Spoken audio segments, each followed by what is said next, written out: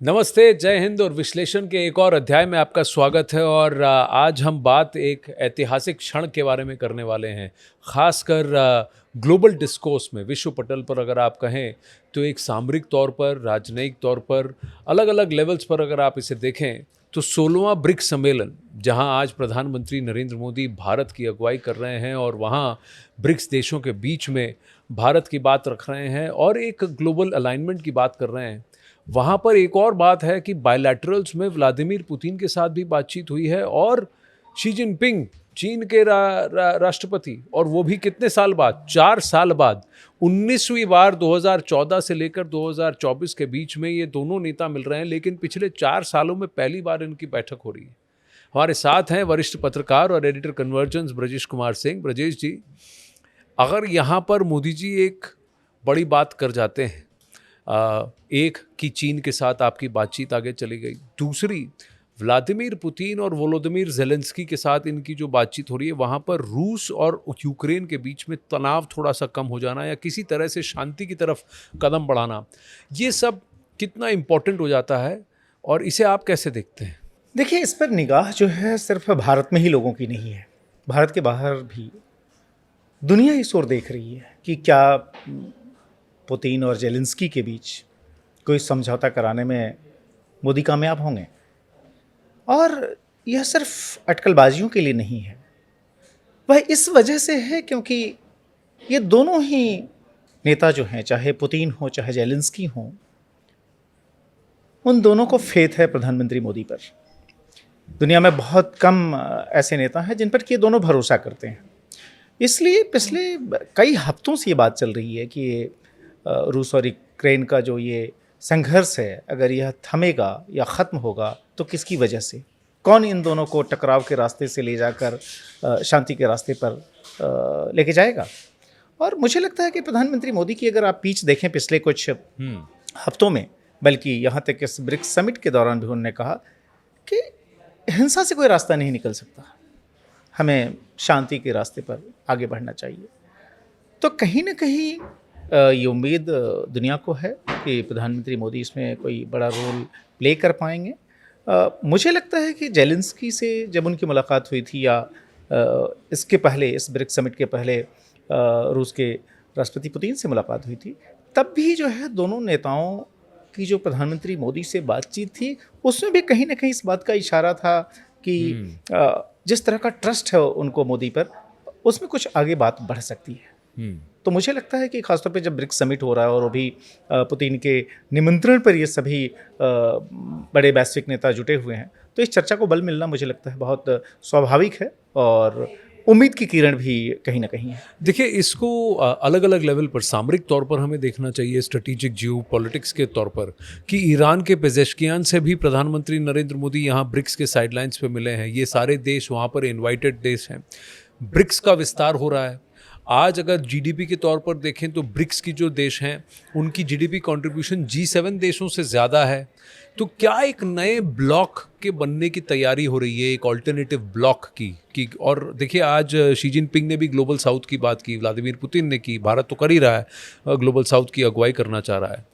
तो कहीं ना कहीं अमेरिका से दोस्ती हमें महंगी पड़ रही है और दुश्मनों से यहाँ पर इस रीजन में जो हैं कहीं ना कहीं कल्चरली अलाइंड है, इकोनॉमिकली अलाइंड है, कॉन्टिनेंटली अलाइंड है, इनके साथ मित्रता बढ़ाना, क्या ये एक अलग समीकरण बैठ रहा है? देखिए, जहाँ तक ईरान के साथ सवाल है, अगर आप कूटनीतिक इतिहास अगर पास्ट का देखें तो हमारे रिश्ते एक समय ईरान से काफ़ी अच्छे रहे हैं। अगर आप सांस्कृतिक तौर पर भी देखें तो जो इतिहास और एंथ्रोपोलॉजी दोनों ही कहती है कि मौजूदा ईरान की जो आबादी है या फिर जो भारत में जो लोग रहते हैं, वह उस आयरन बेजों से ही दो तरफ निकले। जिस आयरन बेजों का बेस जो है माना जाता है कि वो अफ़गानिस्तान में कहीं था, एक धारा ईरान की तरफ गई, दूसरी धारा जो है भारत की तरफ आई। तो सांस्कृतिक मूल्यों के आधार पर भी अगर आप देखें तो एक कहीं ना कहीं कनेक्ट है। पर्शियन जो कि ईरान में जो उनकी मुख्य भाषा है, मुझे लगता है कि पर्शियन किसी देश में ईरान के बाहर अगर सबसे खूबसूरत ढंग से बोली जाती रही या सबसे ज़्यादा इस्तेमाल होती रही तो देश भारत रहा है। आप ध्यान रखें कि यहाँ तक कि ब्रिटिश काल में भी अगर आप पुराने रेवेन्यू रिकॉर्ड्स अगर आप देखें तो पर्शियन जो है वह मुगल काल तो छोड़ दीजिए, यहाँ तक कि ब्रिटिश पीरियड में भी लंबे समय तक पर्शियन एज ऑफिशियल लैंग्वेज जो है कंटिन्यूड रही। तो हमारे कल्चरल एक्सचेंजेज हों या हिस्टोरिकल टाइज हों वो तो हैं। ये है कि और आज चूँकि हम लोग ये देख रहे हैं कि भाई ईरान और इज़राइल के बीच जो संघर्ष है उसमें भारत क्या करे, क्योंकि जहाँ तक प्रधानमंत्री मोदी का सवाल है वह इज़राइल से बहुत करीब दिखाई देते हैं।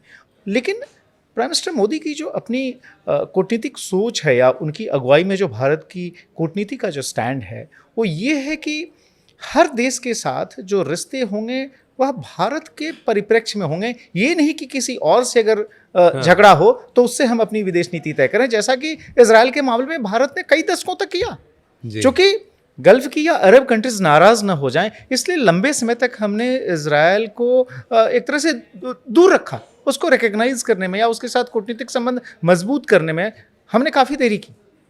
लेकिन प्रधानमंत्री मोदी के साथ ये बात नहीं है।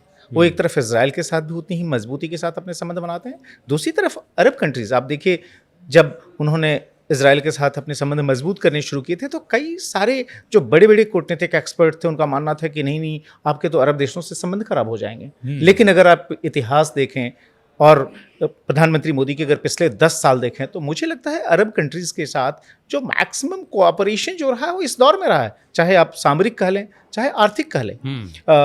यहाँ तक कि अगर आप रिकग्निशन अगर अवार्ड्स की भी बात करें, जो देशों के सर्वोच्च नागरिक सम्मान है वो प्रधानमंत्री मोदी को मिले हैं। तो कहीं ना कहीं वो इस बात के संकेत ये हैं कि आप जो है हर देश के साथ अपने इंडिविजुअल रिश्ते अपने इंडिविजुअल स्ट्रेंथ के आधार पर बना सकते हैं। तो मुझे नहीं लगता कि इसमें कहीं कोई दिक्कत है। और इसीलिए जो है जो आपने ईरान की बात की, मुझे लगता है कि इवन ईरान या इजराइल के भी जो संघर्ष हैं उसमें भी अगर कहीं कोई मिडल पाथ अगर निकल सकता है तो उसमें भारत बड़ी भूमिका अदा कर सकता है प्रधानमंत्री मोदी की अगुवाई में। देखिए, पीएम के जाने से पहले आपने अरब देशों की बात की, तो फिर अबू धाबी में अगर एक हिंदू मंदिर बना है तो वो भी इसी कार्यकाल में उसकी नींव रखी गई और उनके कार्यकाल में वो साकार भी हुआ। 2012-15 से लेकर के अब तक ये कवायद जो है, अब आप देखिए वो भव्य मंदिर वहाँ बना हुआ है। लेकिन अगर पीएम के कज़ान की तरफ जाने से पहले बहुत बड़ा ऐलान ये हुआ कि हमारी चीन के साथ जो तल्खियाँ थी वो थोड़ी नरम हो गई हैं। एक और बात की डेमचोक और डेप्सांग, ये 2 प्लेन्स से जहाँ डिसएंगेजमेंट अभी तक हुआ नहीं था, वहाँ पर भी अब ये पेट्रोलिंग और 2020 से पहले वाली परिस्थिति आ गई है। इसका सिग्निफिकेंस क्या है ब्रजेश जी? जब मैं इस बात को हम देखें कि अमेरिका एक तरफ दोस्त कहता है हमें और उधर कनाडा को हवा देता है, पनून जैसे टेररिस्ट को पनाह देता है, और कनाडा को कहता है कि तुम बवाल मचाओ, और ट्रूडो जो है भारत की मट्टी पलीद इंटरनेशनल छवि को ख़राब करने की पुरजोर कोशिश में लगा हुआ है। ये पूरा ऑब्वियसली एक गेम है, डिप्लोमेटिक गेम है। तो क्या भारत इसको किस नज़र से देख रहा है और इसी को अब अमेरिका और वेस्ट कैसे देखता होगा? देखिए, भारत अपने हितों को हमेशा प्राथमिकता देगा। यह प्रधानमंत्री नरेंद्र मोदी की जो विदेश नीति है उसका सबसे अहम हिस्सा है। चीन के हम लोग खिलाफ हैं, ये भावना कैसे गई? जब क्वाड बना, क्वाड की भी लेकिन एक पृष्ठभूमि थी। चीन को जब यह एहसास हुआ कि भारत जो है यह कोई 1962 का भारत नहीं है जो कि आपसे डर जाएगा। यह 2014 के बाद से जो राजनीतिक नेतृत्व आया इस देश में, उसने ये इंश्योर किया कि जैसे को तैसे की भाषा में जवाब देना ज़रूरी है और वो होगा। इसीलिए चाहे आप लद्दाख की बात कर लें या फिर आप चले जाएं सिक्किम की तरफ, इन सभी जगह पर जहाँ पर भी कन्फ्रंटेशन हुए, भारत ने कहीं पर भी अपने कदम पीछे नहीं बढ़ाए, बल्कि अगर आप 2 कदम आगे बढ़ेंगे हम 4 कदम आगे बढ़ेंगे। ये रहा, ये चाहे हॉस्टिलिटी हो या चाहे प्रेम हो। जहाँ तक अमेरिका के संदर्भ में आपने चीन के साथ जो हमारे रिश्ते जो रीअलाइन होते हुए दिख रहे हैं और वो करीब 4 साल के बाद, उसका कारण ये है कि आप ध्यान रखें कि जब ट्रंप की सरकार थी यूएस के अंदर, उस समय जो है भारत के साथ रिश्तों को बेहतर करने की कोशिश जो है खुद ट्रंप की अगुवाई में अमेरिका ने की थी। वहाँ डीप स्टेट की बात आप छोड़ दीजिए, बहुत ही विजिबल साइंस थे वो। लेकिन ख़ासतौर पर जो डेमोक्रेट गवर्नमेंट जो पिछली आई और उसमें ख़ासतौर पर बाइडेन के जो एक तरफ मुँह पर तो देखिए अच्छी अच्छी बातें करते रहे, लेकिन ओवरऑल जो है वह कहीं ना कहीं भारत का नुकसान करने की कोशिश की गई। और ख़ासतौर पर आपने इमेज की बात की, देखिए दुनिया में किसी से छिपा नहीं है कि कनाडा की जो लाइन होती है डिप्लोमेटिक फ्रंट पर, वह लाइन जो है अमेरिका से इन्फ्लुएंस्ड होती है। पन्नून की आपने बात की। अब पन्नून को जो है आप वर्षों से अपने यहाँ शह देकर बैठे जी। आप जो है अगर मान लीजिए ओसामा बिन लादेन को आप दोषी मानते हैं और उसको जो है एक देश की सॉवरेनिटी संप्रभुता को भंग करके आप जाकर उसको किल करते हैं, मार देते हैं और इसको आप छुपाते नहीं हैं। आप सीना तान के कहते हैं कि हमने ओसामा बिन लादेन को खत्म कर डाला। उस समय तो जाहिर है आप किसी कानून की बात नहीं करते जी। किसी संविधान की बात नहीं करते। वह एक आतंकवादी था आपने मारा।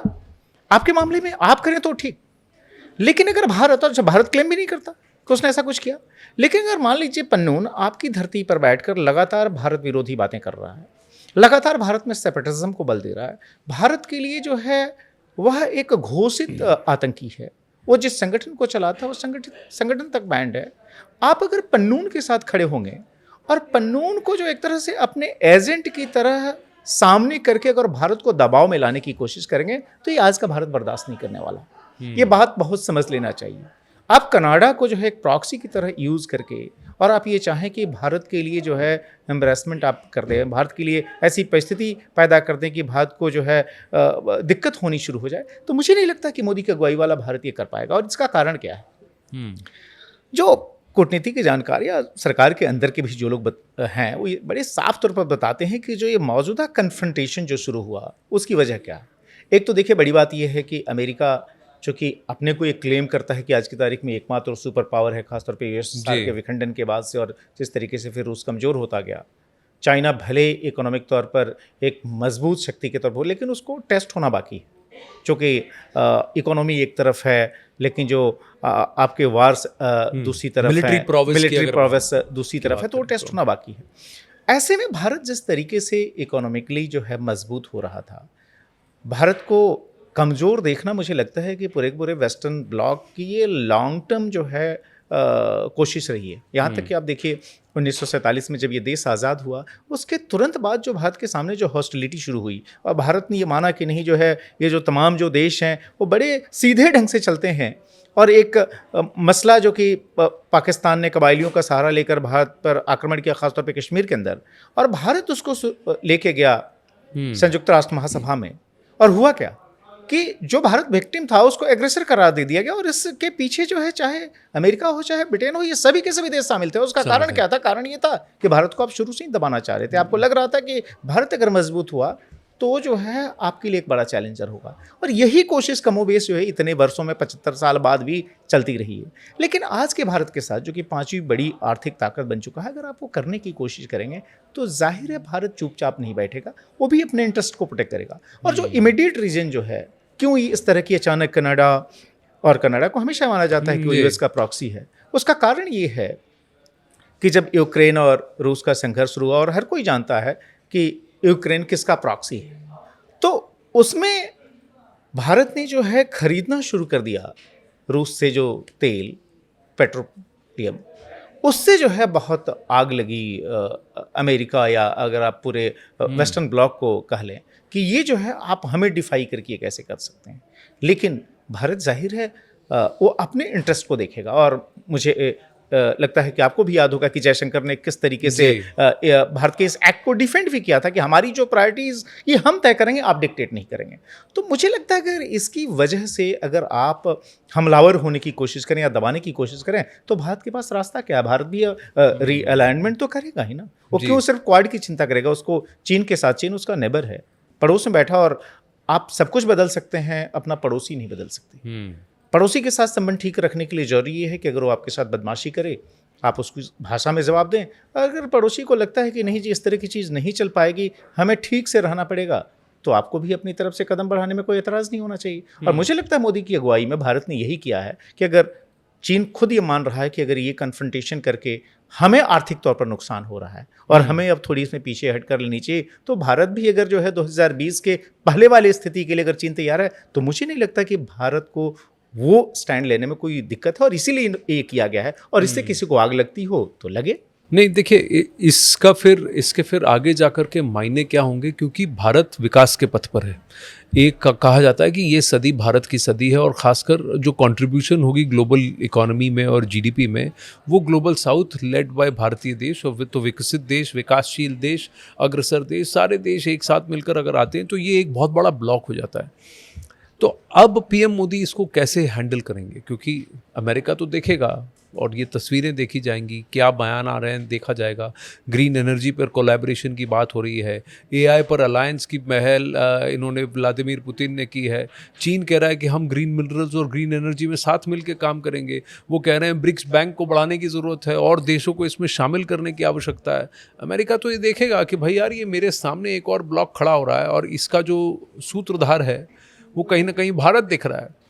तो फिर ये आगे जाकर ये कैसे शतरंज की बिसात पर या राजनीतिक बिसात पर, इसको अगर आप कहें कूटनीतिक बिसात पर, इसको कैसे खेला जाएगा और इसमें भारत कैसे सबसे ज़्यादा प्रॉफिट कर सकता है, अपने हित की का काम कर सकता है। देखिए, अगर आप दुनिया का इतिहास देखें, कभी कोई एक देश जो है कभी टॉप पर नहीं रहा। अगर आप कम से कम पिछले 2000 साल का ही इतिहास देख लें, बहुत पीछे नहीं जाएं, तो एक समय जो देश जो है पूरी दुनिया को लीड करते थे, पूरी दुनिया को डोमिनेट करते थे, आप उधर मंगोलिया को याद कर लें। आज शायद आपको कभी आप सोच भी नहीं पाएंगे। उसका आधा कभी आप स्पेन की बात कर लें। जी हाँ, चीन लेके बैठा हुआ। आप बिल्कुल, अगर आप पिछले 200 वर्षों के अंदर देखें तो ब्रिटेन को देख लें, ब्रिटेन, हाँ, है ना। आपने तुर्की की बात की, स्पेन की बात कर लें।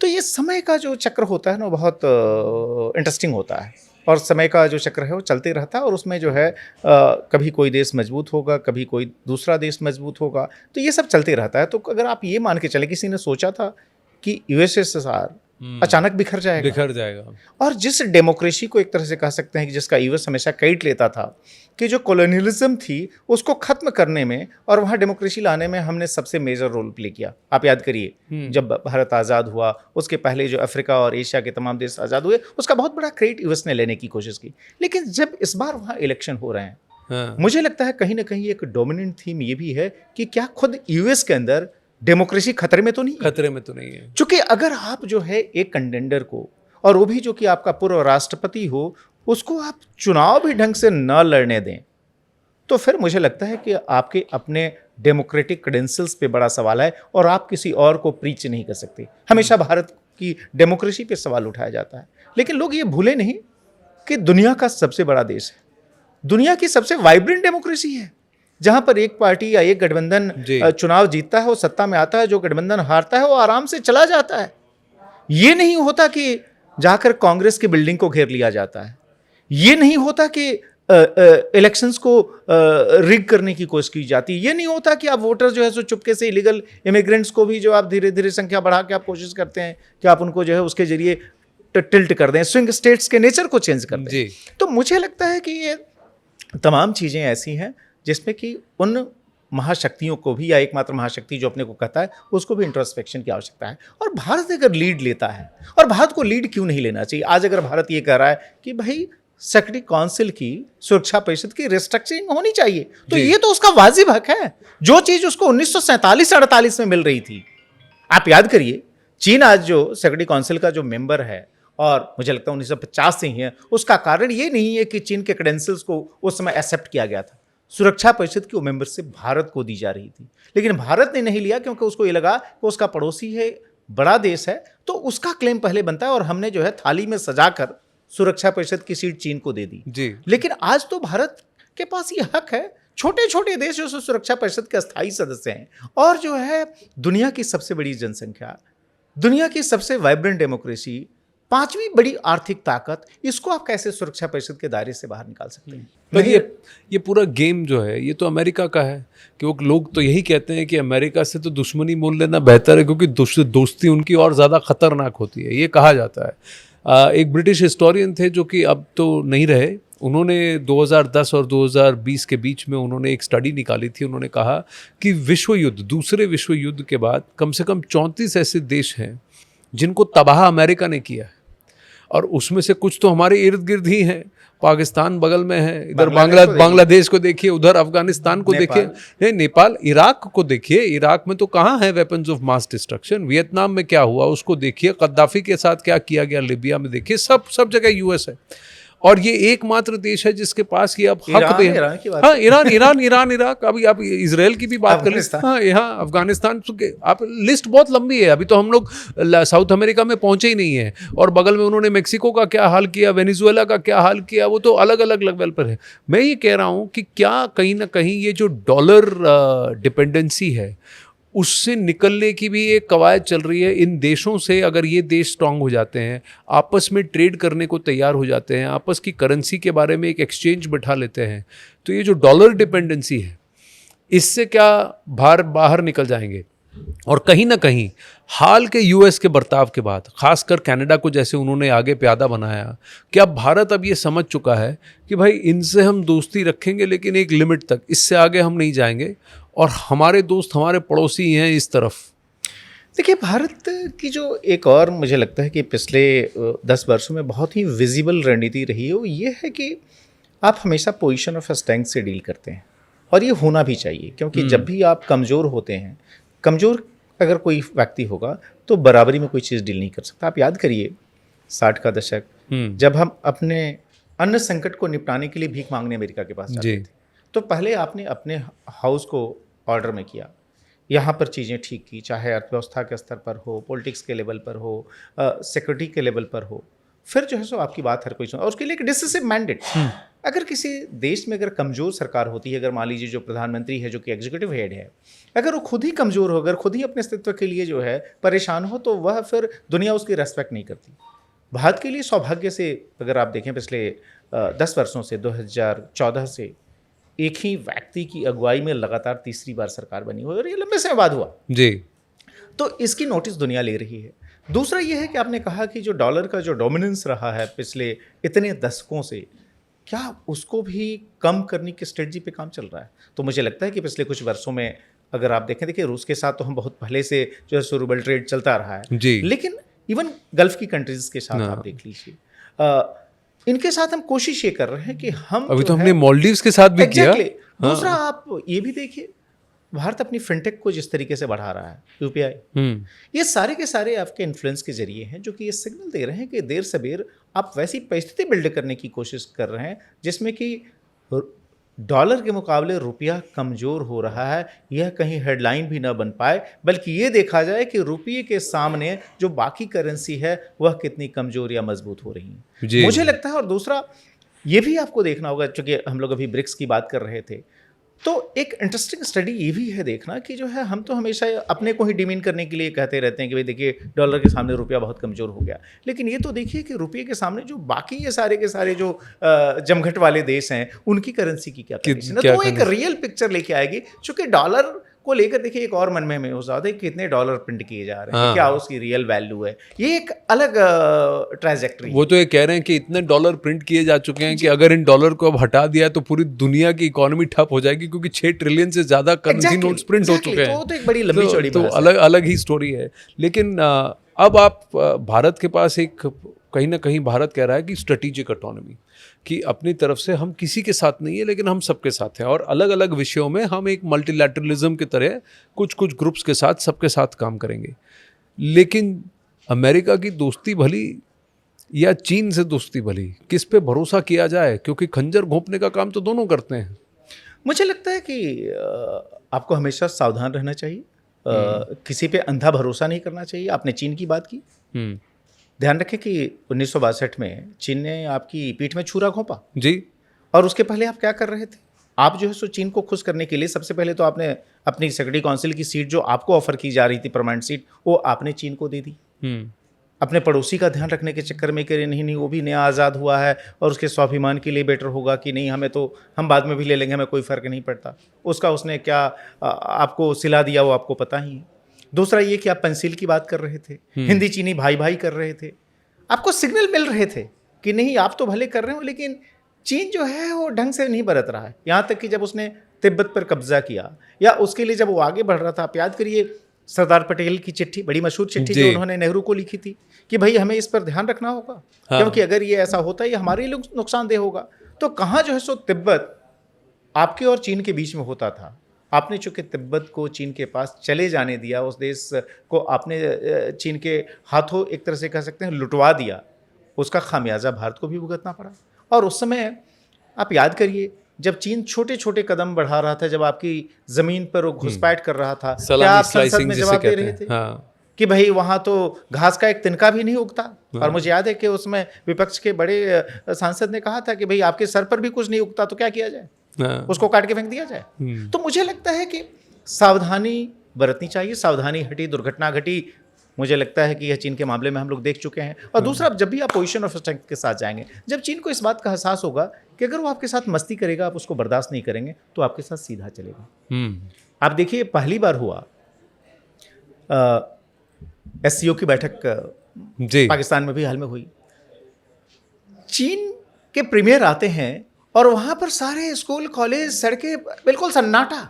जो खौफ जो है आप किसी और के यहाँ पैदा करते थे, आप याद करिए टेरर का वो खौफ, आज पाकिस्तान खुद उससे जूझ रहा है। जूझ रहा है। अपने यहाँ जो है कोई आ रहा है, हम उसको सुरक्षित रख पाएंगे कि नहीं, जिन सांपों को हमने पाला है वो कैसे हमको डस लेंगे, या जो है स्टेट क्राफ्ट है कि अगर आप किसी के साथ मस्ती करने की कोशिश करेंगे कोई दूसरा भी आपके साथ मस्ती कर सकता है। ये भय होना चाहिए, और ये भय पाकिस्तान को भी है आज की तारीख में, चूँकि आप पाकिस्तान में याद करिए। और दूसरी मुझे लगता है कि मोदी सरकार की जो सबसे बड़ी कामयाबी रही पिछले 10 वर्षों में, ये कि उन्होंने पाकिस्तान को इरेलेवेंट कर दिया। और वैसे भी भारत जैसे देश के लिए, जो कि दुनिया की 5वीं बड़ी आर्थिक ताकत हो, दुनिया की सबसे बड़ी आबादी हो, इतनी वाइब्रेंट डेमोक्रेसी हो, वो अपनी तुलना पाकिस्तान से करवाए, मुझे लगता है कि वो अपने आप में जो है बड़ा ही देखिए, वो तो हमने करना ही बंद खत्म कर दिया। और देखिए, जितना खौफ पाकिस्तान को चीन को लेकर है, क्या उतना ही खौफ या उतना ही रिस्पेक्ट अगर आप कहें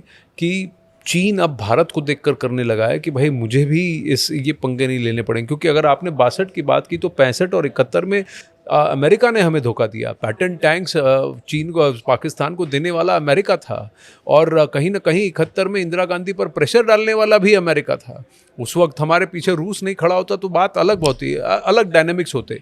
तो ये पुरानी बात है। और इतने सालों हज़ारों लाखों अरबों डॉलर जो पाकिस्तान को दिए अफगानिस्तान के बहाने, वो अमेरिका ने दिए, जिसको कि उसने प्रॉक्सी वॉर लेकर के कश्मीर में इतना बवाल काटा। नहीं, आपने अच्छा बताया। ये जो टेररिज्म अमेरिका को तब ध्यान में आया जबकि 9/11 हुआ।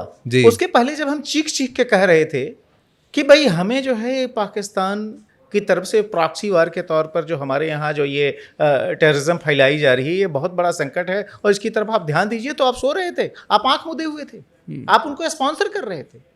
क्या हुआ था? आपने जो है अफगानिस्तान में, आज आप कहते हैं कि साहब रेडिकलाइजेशन बहुत बड़ा खतरा है। अफगानिस्तान किस तरह की सोसाइटी होती थी? आप 70 के दशक में याद करिए, बहुत ही फॉरवर्ड सोसाइटी, एजुकेटेड पूरब का पेरिस कहा जाता था उस समय। जी, पूरब का पेरिस। इस तरह का शहर था काबुल, अफगानिस्तान की राजधानी।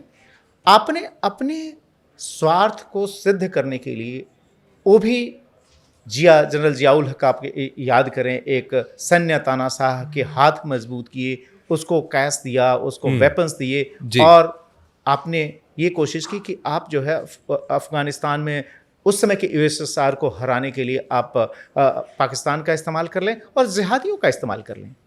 ओसामा बिन लादेन CIA का तो ट्रेन किया हुआ था। एग्जैक्टली। तो इसलिए जो है अगर आप किसी और के सामने जो है, और जो प्रॉब्लम अमेरिका को ही, वही प्रॉब्लम आज पाकिस्तान को हो रही है। तो समय अल्प है, तो मैं बस आपसे ये जानना चाहूँगा कि इस ब्रिक्स समिट के बाद क्या आपको सबके तेवर अलग अलग लगेंगे? अब ऐसे टाइम पे अटकलें ये लग रही हैं कि ट्रूडो की सरकार गिर सकती है। जब तक ये पॉडकास्ट होगा पता नहीं वहाँ कनाडा में क्या होगा, क्योंकि 40 से ज़्यादा MP खबर यह है कि लिबरल पार्टी के ही अब ट्रूडो को बाहर निकालना चाहते हैं। वहाँ अब US के चुनाव हो जाएंगे, कमला हैरिस की सरकार बनती है तो शायद रुख एक हो, ट्रंप की सरकार बनती है तो शायद रुख दूसरा हो। भारत क्या इन चुनौतियों के लिए तैयार है? मेरा अंतिम प्रश्न आपसे यह है, क्या प्रधानमंत्री नरेंद्र मोदी, डॉक्टर जयशंकर और भारतीय थिंक टैंक जो है, उनके पास क्या ये जियोपॉलिटिकल रणनीति तैयार है?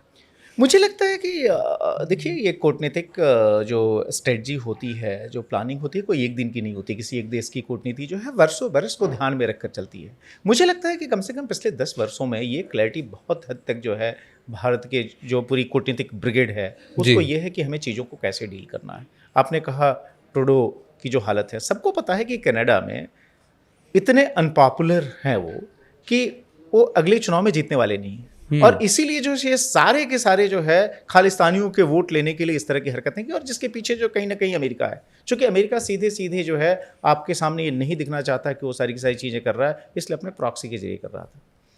जहाँ तक सवाल है कि यूएस इलेक्शंस में क्या होगा, कमला हैरिस के सामने अगर आप ट्रंप की अप्रूवल रेटिंग्स देखें तो बढ़ रही हैं तेजी से, और ये हमेशा, अगर पिछले भी इलेक्शंस को आप याद करें तो आखिरी जो कुछ समय होते हैं उसमें ट्रंप बहुत तेज़ी से गेन करते हैं। तो अगर अभी तक कमला हैरिस ने अगर मजबूत बढ़त नहीं बनाई तो इसका मतलब ये है कि भारत के लिए अच्छी खबर है ट्रंप के तौर पर, क्योंकि ये माना जाता है कि कम से कम कमला हैरिस के मुकाबले ट्रंप किसी भी दिन बेहतर होंगे। दूसरा, ट्रंप को एक क्लैरिटी और भी है।